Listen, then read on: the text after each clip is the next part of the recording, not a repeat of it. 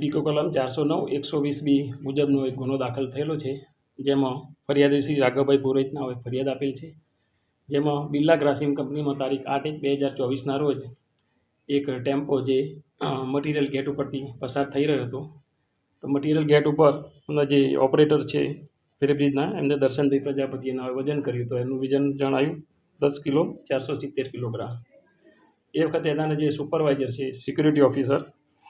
એમને શંકા લાગી, તો એમને ફરી વજન કરાવી, તો ટેમ્પાનું વજન 14 કિલો 420 કિલોગ્રામ જણાઈ આવેલ. તેથી એમને આ બાબતે શંકા ગઈ કે 3680 કિલો વજનગ્રામ ઓછું હતું. તેથી એમને સિક્યુરિટી ઓફિસરને જાણ કરી, ત્યાંથી એમને એમના એડમિન ઓફિસર અને HR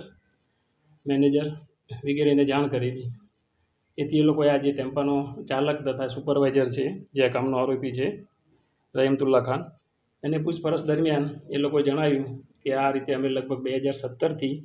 આમનો જે આ રોયલ એન્ટરપ્રાઇઝ કંપનીના પ્રોપરાઇઝર છે ધર્મેશભાઈ, તેમને કોન્ટ્રાક્ટ આપેલો છે. એટલે આ કામના જે આ બંને આરોપીઓ તથા બીજા 6 આરોપીઓ છે, અજમતુલ્લા ખાન, બીજા રોયલ એન્ટરપ્રાઇઝના પ્રોપરાઇટર ધર્મેશભાઈ, સુપરવાઇઝર રહીમતુલ્લા ખાન, વેબરીજના ઓપરેટર દર્શન પ્રજાપતિ અને વિલાયત ગામના સરફરાજ સૈયદ, સિક્યુરિટી ગાર્ડ કમલેશસિંહ, કંપનીના જનરલ મેનેજર જિગ્નેશભાઈ મહેતા, આઈસર ટેમ્પોનો ચાલક સંજયકુમાર યાદવ,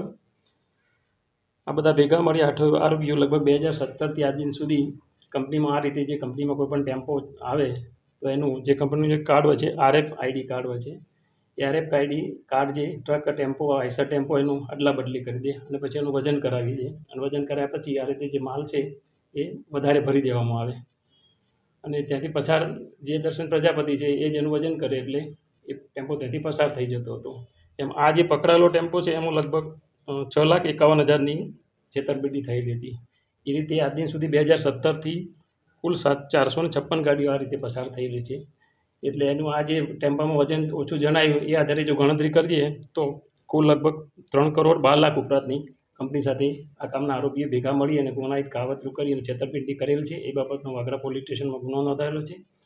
અને આ ગુનાના કામે કુલ 6 આરોપીઓની ધરપકડ કરવામાં આવેલ છે. બાકીના જે 2 આરોપીઓ છે હાલમાં વોન્ટેડ છે, એમની ધરપકડની કાર્યવાહી હાલમાં ચાલુ છે.